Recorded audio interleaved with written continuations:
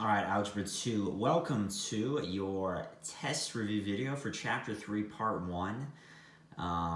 Here we are, this is Day 2. Day 1 had 20 questions. I'm just writing that down for me because this is going to be a 10-point grade. As long as you've watched both videos, you're going to be in good shape.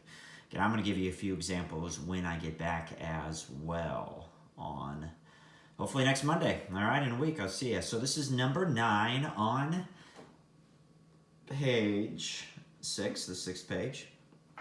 Top, it says numbers 9 through 10 solve the system of 3 variables. So what are we going to do? We're going to say bye by x to this one because I've got 3 different equations.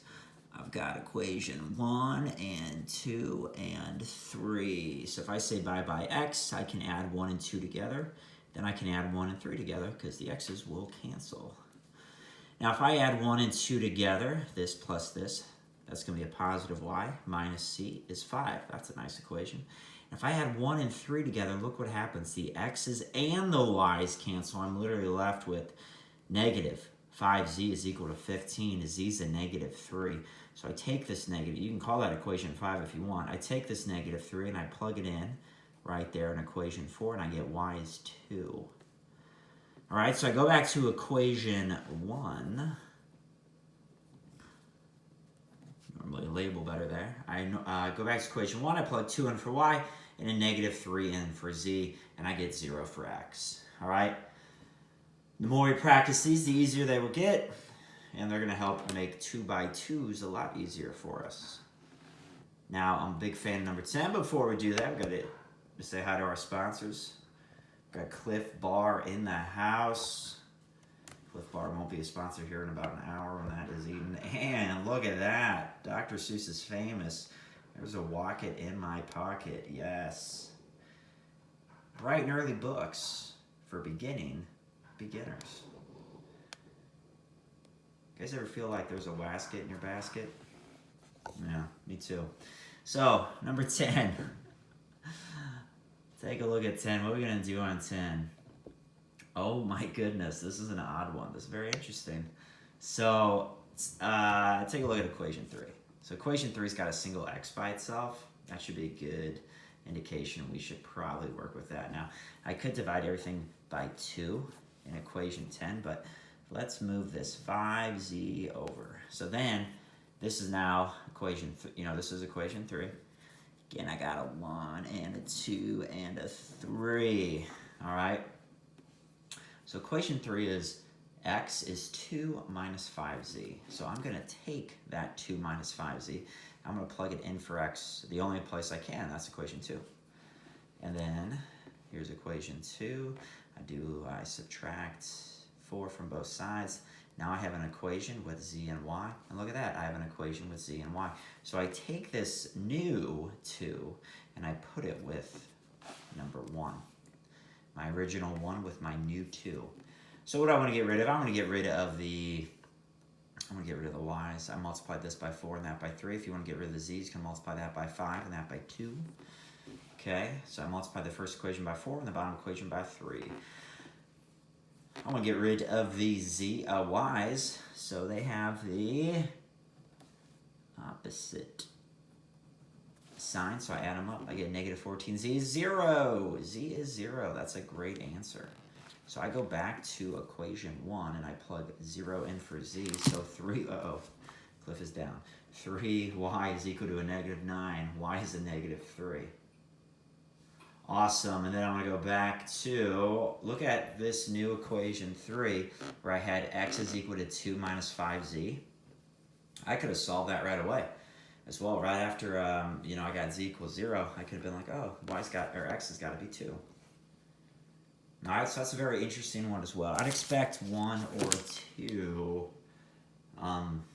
solving a system of 3 equations on your test. All right, that's a good one there. Let's go then to the next page, which is page 7. Page 7 just has a bunch of 2 by 2s, solve each system. So here it is. What did I do? I doubled the first equation because then the y's are opposite, guys. You might hear some noise. We've got someone working outside for us, putting something together, and then because Yogi can't stand any sort of noise outside, Yogi's also relaxing in another room with the door closed, so he might whine a little bit. All right, anyway, we're just gonna power through. So I'm gonna double the first equation. Now the y's are opposite. I'm gonna add these together. I'm also sitting in a different fashion here, trying to keep my left foot elevated a little bit. All right, so x is 2, so I'm gonna take 2, and I'm gonna plug it in for x right there. 4 minus y is 1, y must be 3. All right, 2, 3.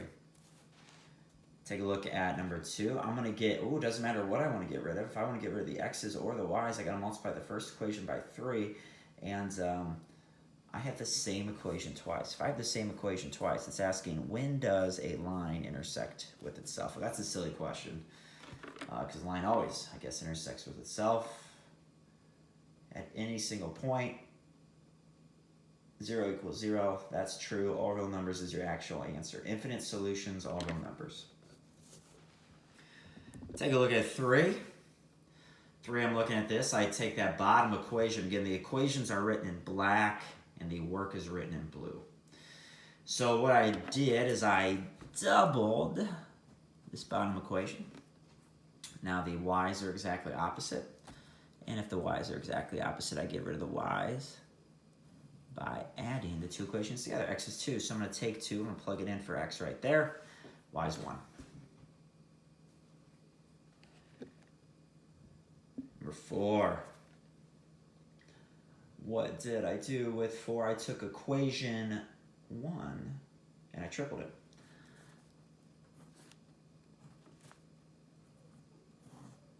Put it right there. Take equation 1 and I triple it. So if the x's are the same sign, I get rid of them through subtraction. Y is equal to 2. I'm going to take 2, I'm going to plug it in for y right there. And I get x is 1. And then I also did on page 7, did number 5. Look at this, the y's are the same sign. Again, I'm not going to add them together, I'm going to subtract. I get negative 6x equals 6. X is a negative 1. So if x is a negative 1, I used equation 1. I plug negative 1 in for x. Negative 1 minus y is 3. The opposite of y is 4. Add 1 on both sides, so y must be a negative 4. All right, so we've done a 7 today. 27 total. What do we have next? That's going to be it on page 7. Again, we're not going to do all of these. We don't need to. You might hear my wife upstairs. She is a work from home individual, so she's probably on a meeting. Anyway, so much noise here. Fantastic. So also, we will do numbers 17 through 20 when I get back. What does that mean? That is 17 through 20 on what's, yeah, so this page 9. 17 through 20 on page 9. We're going to do those when I get back. All right, so be ready for those. So go to page 11 now. Page 11 has the easiest substitution question. They both equal y. They both must equal each other. One of two things. You can plug this in for y right there. You can plug that in for y right there. You set 2x minus 6 equal to 3x plus 1. All right, subtract 2x from both sides. Subtract 1 from both sides. X is a negative 7. Plug negative 7 in for x there or there. You get y is a negative 20. All right, 10. Very easy as well. Doesn't matter what you want to get rid of. I want to get rid of the y's because I like adding. 2x is equal to 20. X is 10. Plug 10 in for x in that top equation. Y is 4. 11, we did this one already. So we just got rid of it. So let's do 12. 11 was a 3 by 3, and we did that one already. So 12 is it doesn't look like a 3 by 3, but there's three variables and there's 3 equations, so it is technically a 3 by 3. You just put a bunch of zeros in there. All right, so, and you'll learn about zeros when we do augmented matrices tomorrow. So make sure that you have the matrix game plan printed ready for tomorrow, because you're going to start with that. Manana. All right, so just like I did before, I'm going to move that over. Now I got x is a negative 8 minus 3z. I'm going to plug that in for x in that second equation. Okay? And I'm going to do a little distribution. So now I have negative 9z minus 2y is equal to 24, z and y, and I combine that with equation 1z and y. So I'm going to put those two together.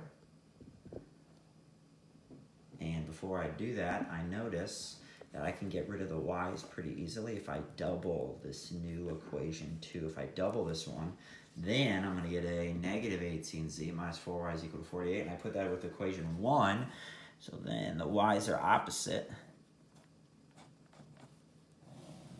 I add those together, negative 13z is equal to 52, z is a negative 4. So if z is a negative 4,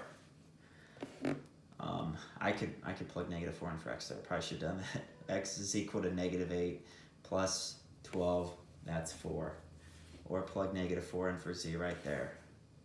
Anyway, x is 4. If x is 4, then I'm going to use that right there. 4 or 3 times 4 minus 2y is 0. And then here's what I did. I just moved the 2y over. You can do that. You get y is 6. Not negative 6. Y is not negative 6. Positive 6. All right. So, we've done what? 11? No, we've done 1, 2, 3. Yeah, we've done 11 so far. Okay, and then we're going to finish this. We are on page 12. All right. So, you've got 2 different welders, right? So, X is going to be the welder that's the number of hours this welder works. That makes 32 an hour, and okay. Y is hours worked for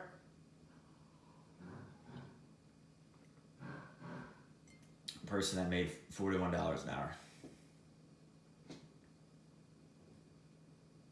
X plus Y is 48.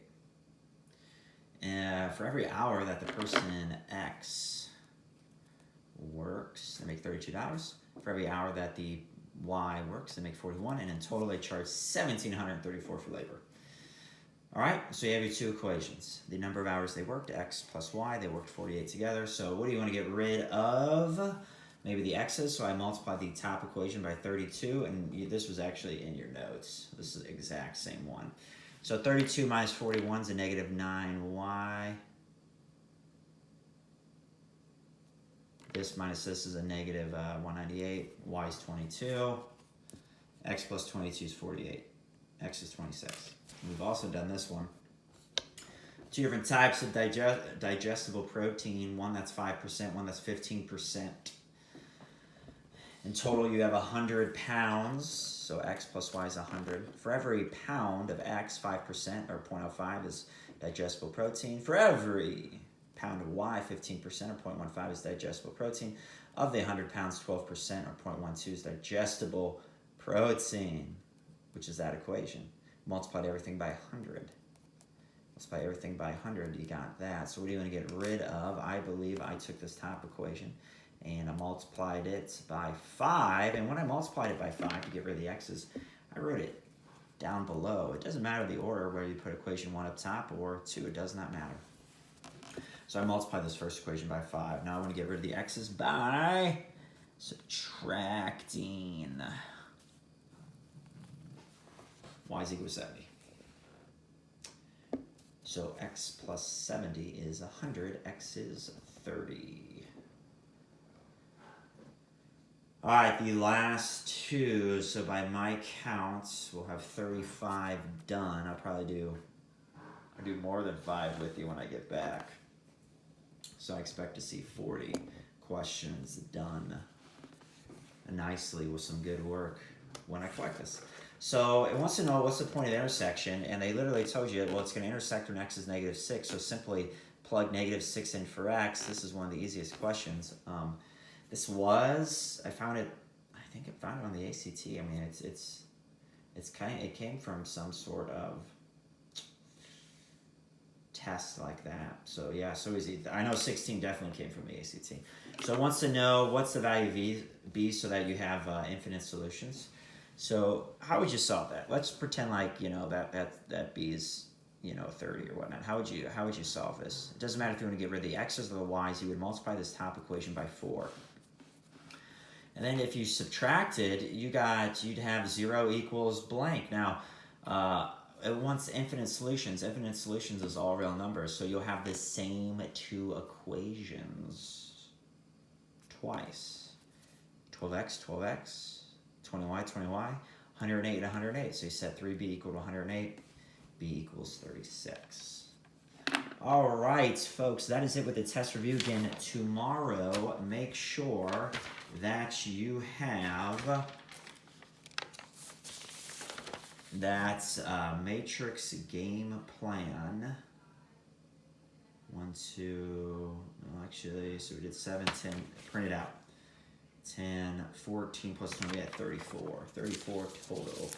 34 total. Make sure you have that matrix game plan printed. Use the IMC printer and ready to go for Wednesday. All right, so this is Yak Math Videos saying adios and signing out.